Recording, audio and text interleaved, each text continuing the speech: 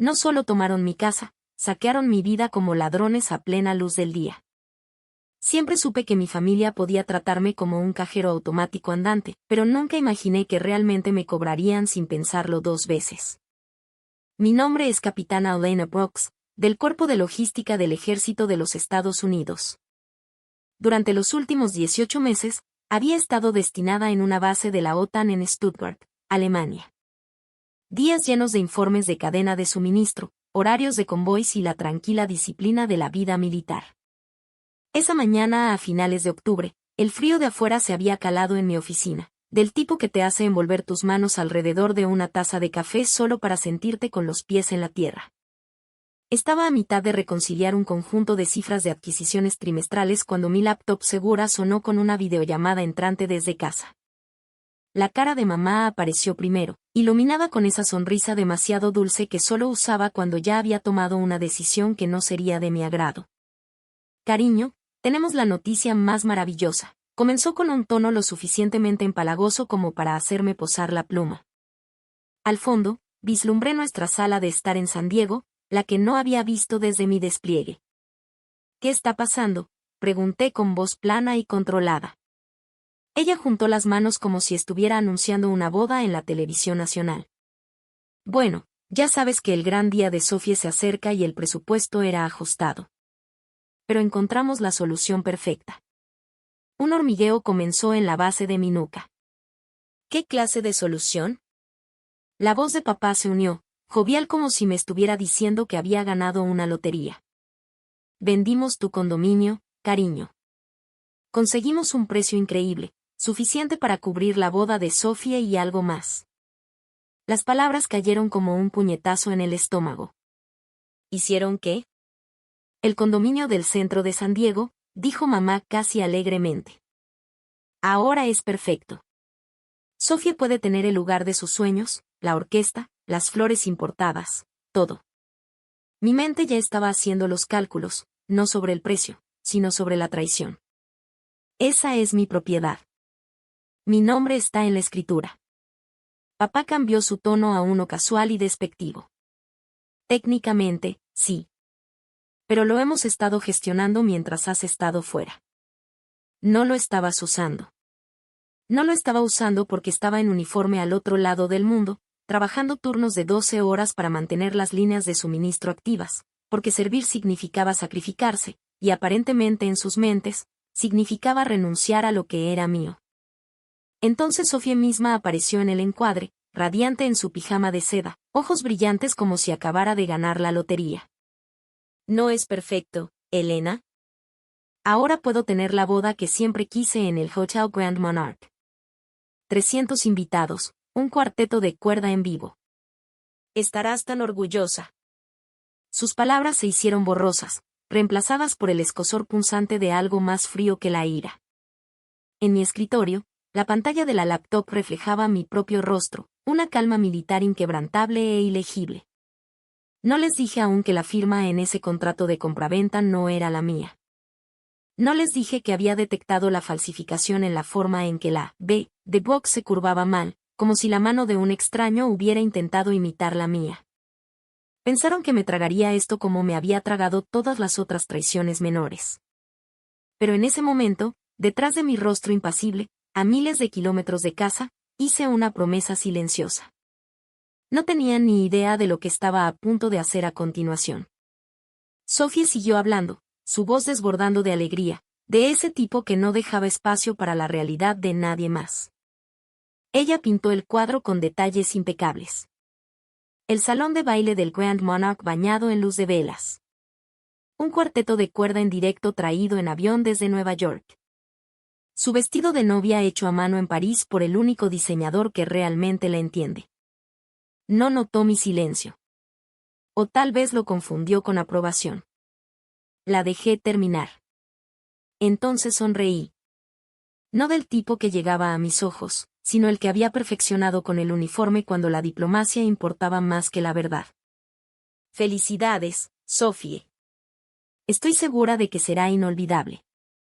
Cuando la llamada terminó, el silencio en mi oficina se sintió más pesado que las paredes de concreto a mi alrededor. Afuera, El viento otoñal sacudía el asta de la bandera en el patio. Miré fijamente la pantalla oscurecida de la laptop, mi reflejo nítido contra ella, y sentí que algo se asentaba dentro de mí. No rabia, ni siquiera dolor, sino una decisión. Cogí mi teléfono y navegué por mis contactos hasta que encontré su nombre, Mayor Marcus Hale. Habíamos servido codo con codo en Afganistán. Era el que podía leer un mapa al revés en la oscuridad y nunca fallaba un tiro. El que una vez me había sacado de debajo de una pared derrumbada durante un ataque de mortero. Estos días llevaba un uniforme diferente, abogado militar. Contestó al segundo tono. Brooks, ¿qué pasa? Vendieron mi condominio, dije con voz serena, en San Diego, sin mi consentimiento. Falsificaron mi firma para hacerlo. Hubo una pausa y casi pude oírlo cambiando de chip, mentalmente, de viejo amigo a asesor legal. Eso no es solo incorrecto, Elena. Eso es fraude. Nivel federal, dada tu condición de servicio activo. ¿Tienes pruebas? Sí. Mi mano rozó el cajón con llave donde guardaba documentos duplicados. Y quiero asegurarme de que entiendan exactamente lo que han hecho. La voz de Marcus era tranquila, pero había un filo debajo. Si lo hacemos bien, puedes recuperar la propiedad. Incluso podría salir ganando. Pero una vez que empecemos, no habrá vuelta atrás. Familia o no, esto se pondrá feo. Miré el cielo gris sobre la base, el tenue olor a lluvia filtrándose por la ventana agrietada. Ya lo hicieron feo. Solo estoy decidiendo cuán limpio quiero que sea el desenlace. Marcus no dijo nada por un momento, y supe que estaba sopesando qué preguntar a continuación. Cerré la puerta de la oficina antes de hablar. Hay algo que debes saber antes de que avancemos. Adelante, dijo. El condominio no es técnicamente mío, le dije. Ya no. 6 meses después de comprarlo, transferí la escritura a una sociedad instrumental que creé, Ironcrest Properties. En papel, no lo he poseído en años. Soltó un silbido de asombro. Una empresa fantasma. Has estado leyendo mi libro de jugadas. Ironcrest está registrada bajo un fideicomiso para despliegue militar. Eso significa que cuando mis padres falsificaron esos papeles, no solo cometieron fraude contra mí. Cometieron fraude contra una entidad corporativa vinculada al ejército de los Estados Unidos. Pude oír el cambio en su respiración, la forma en que un soldado se tensa cuando el campo de batalla cambia. Eso no es solo feo, Brooks. Eso es territorio de delito federal. Múltiples cargos.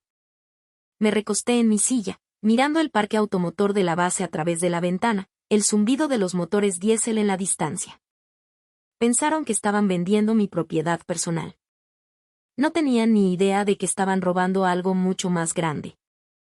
Eso explica por qué estás tan tranquila, dijo Marcus lentamente. Hay más, añadí. Durante los últimos 5 años, he estado cubriendo su hipoteca. Pagué las facturas del hospital de mamá después de su cirugía. Saldé la deuda de la tarjeta de crédito de Sophie 3 veces. Todo ello canalizado a través de Ironcrest. Así que, pensaron que era algún benefactor anónimo. La voz de Marcus se endureció. Has estado financiando sus vidas, y aún así fueron tras tu casa. Sí. Metí la mano en mi escritorio, saqué el libro de cuentas que guardaba, una costumbre de mis años en logística. Cada pago, cada fecha, cada cantidad. El registro de toda una vida de misiones de rescate silenciosas por las que jamás me dieron las gracias. Exhaló con fuerza. Primera orden del día, detener todos los pagos. Hipoteca, préstamos, tarjetas, con efecto inmediato. Hazlo, dije sin dudar. Brooks, te das cuenta de que esto los llevará al impago en 60 días. Lo sé. Giré el libro de cuentas hacia mí, pasando mis dedos por la nítida tinta negra. Han estado viviendo en una casa que he mantenido en pie durante años, pensando que era suya por derecho propio. Es hora de que aprendan lo que sucede cuando se quitan las vigas de soporte. Marcus no perdió el tiempo. A la mañana siguiente, había redactado una denuncia completa: fraude, falsificación, transferencia ilícita de activos, y la presentó tanto en los tribunales civiles de California como en la oficina del juez abogado general. La conexión militar significaba que la solicitud de congelación de los fondos de la venta llegaría al escritorio de un juez antes del almuerzo. Mientras Marcus trabajaba en el frente legal, hice otra llamada. La sargento primera clase Naomi Reyes contestó al primer tono, su voz nítida y clara como lo había sido cuando servíamos en Kuwait. Naomi estaba ahora asignada a la unidad de delitos financieros del ejército. Si había un rastro, ya fuera en papel, digital o susurrado en un bar, ella podía encontrarlo. Necesito que trates esto como una operación, le dije. El objetivo es mi familia. Objetivo: cada fragmento de prueba de que falsificaron mi firma y tergiversaron intencionadamente la propiedad. Hubo un momento de silencio. Entendido. Envíame lo que tengas hasta ahora.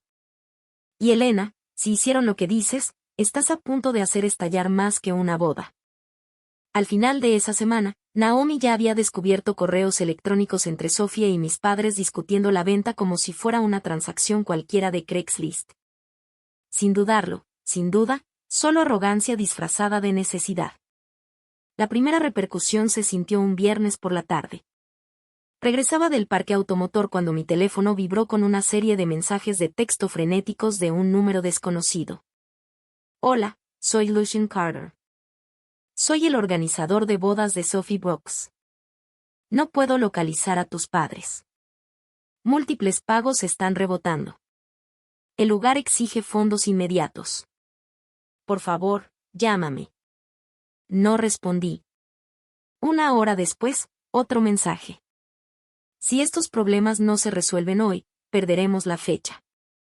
Esta es la boda de ensueño de Sophie. Por favor, no dejes que se desmorone. La ironía no pasó desapercibida para mí. Todos esos años manteniendo sus vidas sin derrumbarse. Y ahora el colapso tenía fecha, hora y lista de confirmación de asistencia. Naomi llamó esa noche. Están en pánico, dijo sin preámbulos. Intercepté un correo electrónico de tu mamá a Sophie, algo sobre retrasos bancarios temporales y diciéndole que no se estresara. Salí al aire alemán con los pulmones llenos. Bien. Que piensen que es solo un fallo. Cuanto más crean que pueden arreglarlo, más profundo se hundirán. Algunas batallas las luchas abiertamente. Otras las ganas dejando que tu oponente camine directamente hacia la emboscada. Esto iba a ser ambas cosas. Para el lunes por la mañana, la orden de congelación había sido aprobada. Cada centavo de la venta del condominio estaba bloqueado, inaccesible. Naomi lo confirmó con un mensaje de texto corto. Cuentas congeladas. Juego en marcha. Los efectos no tardaron en manifestarse. El gerente de eventos del Grand Monarch envió un aviso formal exigiendo el pago completo en 48 horas o la fecha se liberaría. El correo electrónico era cortés, pero pude sentir la determinación debajo. Sin excepciones, sin negociaciones. No lo supe de primera mano, pero Naomi me transmitió lo que sucedió a continuación. Sophie había aparecido en el condominio de Evan Mallory en La Joya, todavía en su bata de seda, el rímel corriendo por sus mejillas. Le rogó que cubriera el saldo hasta que se resolviera el problema bancario de su familia. Evan, que provenía de una familia de esas de dinero de abolengo que podían oler una mentira antes de que se dijera, hizo una pregunta. ¿Es cierto que tu familia vendió la propiedad de un oficial del ejército de EE? ¿Sin permiso? Cuando Sophie dudó, no necesitó su respuesta. No puedo casarme con una situación así, le dijo. No con lo que he oído, y definitivamente no con lo que has confirmado por no decir nada. Para esa noche, el estado sentimental de Sophie había desaparecido discretamente de sus perfiles. Al día siguiente, explotó en la dirección opuesta. Hizo un Instagram Live, con voz temblorosa, pero con veneno, nombrándome directamente. Me llamó celosa, amargada, controladora, que había saboteado su boda por despecho. Lo que no había previsto era lo rápido que cambiarían los comentarios. La gente empezó a hacer preguntas que ella no quería responder. Aparecieron capturas de pantalla de registros de propiedad mostrando mi nombre. Luego a Ironcrest Properties como el propietario legítimo. Alguien desenterró mi historial de servicio, resaltando mis despliegues. En cuestión de horas, el símbolo de hashtag cambió de pobre Sofía a robado solado y fraude en boda. Su número de seguidores cayó como una mala acción en bolsa. No vi todo el asunto. No lo necesitaba. Naomi me envió un extracto. El comentario de un extraño que parecía trascender el ruido. Tu hermana sirvió a su país. Tú te serviste a ti misma. No era mi voz. No necesitaba hacerlo. A veces la verdad no necesita defensa. Solo necesita una plataforma. Y Sophie, en su ira, se la había proporcionado. El día después de que el directo de Sophie implosionó, comenzó la verdadera lucha. Naomi me llamó primero. Están en apuros, dijo casi clínicamente. Tu papá intentó obtener un préstamo a corto plazo contra ese Mustang del 68 que tanto mimaba. El banco lo rechazó por demasiada deuda ya. La misma historia con cada cooperativa de crédito a la que se acercaron. Marcus lo confirmó una hora después. Están en modo de supervivencia, Brooks. Y cuando la gente entra en pánico, comete errores. Efectivamente, a mitad de semana, recibí una notificación de una contrademanda presentada en el Tribunal del Condado de San Diego. Mis propios padres con Sophie, listada como codemandante, me acusaron de abuso financiero y traición a la confianza familiar. Las palabras eran melodramáticas, goteando el tipo de dignidad herida a la que solo se aferran los mentirosos. Enmarcaron mi interrupción de los pagos de la hipoteca y la deuda como un acto de crueldad. Ni una sola línea mencionaba los años que los había mantenido a flote, las facturas que había pagado en silencio, las veces que no había dicho nada mientras ellos tomaban. Marcus no se inmutó. Que den golpes al aire, dijo. Nuestra evidencia no es solo sólida, es blindada. Cada pago que hiciste, cada documento mostrando a Ironcrest como el propietario legal. Y los hallazgos de Naomi, se interrumpió, casi admirado, digamos que la firma falsificada no es lo único que tendrán que explicar. El caso adquirió una nueva dimensión cuando recibí una llamada del teniente coronel James O'Connor de la oficina del inspector general del Departamento de Defensa. Su tono era completamente profesional. Capitana Brooks, me han asignado para llevar a cabo una investigación independiente. Dada la naturaleza de las alegaciones y su estado de servicio activo, esto es ahora un asunto de interés militar. Supe lo que eso significaba. Esto ya no era solo una disputa familiar. El fraude que involucraba un fideicomiso para despliegue desencadenó un nivel de escrutinio completamente distinto. En 48 horas, la historia llegó a Stars and Stripes. El titular era tajante: familia de oficial del ejército acusada de defraudar fideicomiso militar. Empezaron a llegar mensajes de viejos camaradas, comandantes con los que no había hablado en años, incluso algunos extraños. Algunos ofrecieron apoyo, otros ofrecieron indignación en mi nombre. La presión pública aumentaba, no porque yo hubiera hablado, sino porque la verdad hablaba por sí misma, ahora amplificada por cada vez que se compartía y comentaba. Durante años, había cargado con el peso de protegerlos en silencio. Ahora el silencio trabajaba para mí, dejando que los hechos y la ley se cerraran sobre ellos.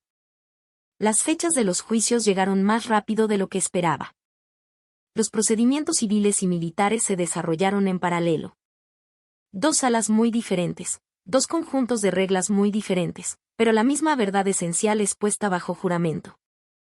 En la sala del Tribunal Civil, mis padres se sentaron en la mesa de los acusados, vestidos como si el vestuario y la sastrería pudieran reescribir lo que habían hecho. Los cargos se leían como una lista de verificación: fraude, falsificación, declaraciones falsas ante una agencia federal. Cada palabra caía con el peso de los años que había pasado cubriendo silenciosamente sus fracasos. Cuando llegó el veredicto, fue casi un anticlímax. Mi padre, 2 años en prisión federal. Mi madre, 18 meses de sentencia suspendida más restitución a Aaron por el valor total de la venta de la propiedad. El martillo del juez cayó y vi algo en sus caras, no remordimiento, sino incredulidad de que realmente tuvieran que rendir cuentas. El turno de Sofía llegó en la audiencia de restitución económica. No se enfrentó a la prisión, pero el tono del juez no dejó dudas sobre la gravedad de su implicación. Se le ordenó reembolsar una parte de los gastos de la boda, dinero que ya no existía, gastado en depósitos que nunca recuperaría. El peso de ello la golpeó no como números, sino como la comprensión de que estaría pagando por una boda que nunca sucedió. La corte militar era más gélida, más incisiva. Uniformes en cada banco, un silencio que pertenecía a personas que habían visto cosas peores, pero entendían lo que estaba en juego. El teniente coronel O'Connor presentó la evidencia. Naomi había reunido correos electrónicos, registros bancarios, los documentos notariados con mi firma falsificada. Y entonces Evan entró. Traje impecable, voz firme. Testificó que Sofía había ocultado deliberadamente la verdad sobre la propiedad del condominio, sobre mi fideicomiso militar, sobre la venta misma. Habló sin adornos, pero cada frase desmanteló los últimos vestigios de su credibilidad. Cuando terminó, el panel militar dictaminó exactamente como se esperaba: pleno reconocimiento del fraude, recomendación para la coordinación federal y una anotación permanente en los registros legales del Departamento de Defensa vinculando los nombres de mi familia al expediente. Salí de esa sala del tribunal a la luz gris de la tarde, el sonido de las botas sobre las baldosas pulidas desvaneciéndose detrás de mí. No se sintió como una victoria. Se sintió como el final de una misión, necesaria, costosa y definitiva. En algún lugar a lo lejos, sonaban campanas de iglesia. No pude decir si eran para una boda o un funeral. En este caso, tal vez ambas. Cuando la tempestad legal finalmente amainó, volé de regreso a San Diego para ver el condominio una última vez. Las llaves se sintieron extrañas en mi mano, la puerta más pesada de lo que recordaba. Dentro, nada había cambiado. La misma luz del sol derramándose sobre el suelo de madera, la misma brisa marina tenue flotando por las ventanas. Y sin embargo, el aire se sentía vacío. Este había sido mi santuario, el lugar al que imaginaba regresar después de cada despliegue. Ahora era solo metros cuadrados y paredes. Lo que lo hacía un hogar había sido despojado en el momento en que mi familia lo vio como un recurso en lugar de un refugio. Estuve en la sala de estar durante horas, dejando que el silencio me abrazara. No quedaba ira, solo una claridad. Mantener este lugar sería como guardar una fotografía de un campo de batalla. Podrías recordar el paisaje, pero nunca olvidarías la sangre. Así que llamé al agente inmobiliario a la mañana siguiente. Póngalo en el mercado, dije. Precio justo, pero no lo demore. En un mes, se vendió. Usé las ganancias para comprar una pequeña casa cerca de Fort Liberty, en Carolina del Norte. Lo suficientemente cerca de mi puesto de destino para que el viaje fuera corto, lo suficientemente lejos de San Diego para que el pasado no pudiera llamar casualmente a mi puerta. Luego fui más allá. Borré cada número, bloqueé cada correo electrónico, cerré cada hilo que me unía a mis padres o a Sophie. Ningún anuncio dramático, ninguna advertencia final, solo silencio. En ese espacio, encontré enfoque. Solicité entrar en la División de Investigación Criminal del Ejército y fui aceptada. Si había algo que sabía ahora, era que la amenaza a la vida de un soldado no siempre estaba en el campo de batalla. A veces llevaba un rostro familiar y compartía tu apellido. El día que me mudé, caminé por el condominio una última vez. Estaba en uniforme completo, mis insignias limpiamente prendidas, botas pulidas hasta brillar como un espejo. Cerré la puerta con llave, deslicé las llaves en el sobre del agente inmobiliario y salí al pasillo. No miré atrás. Algunos lazos valen la pena preservar. Otros vale la pena cortar de raíz, sin importar la línea de sangre. Había elegido la justicia sobre la familia, y por primera vez en años, el peso sobre mis hombros era enteramente mío.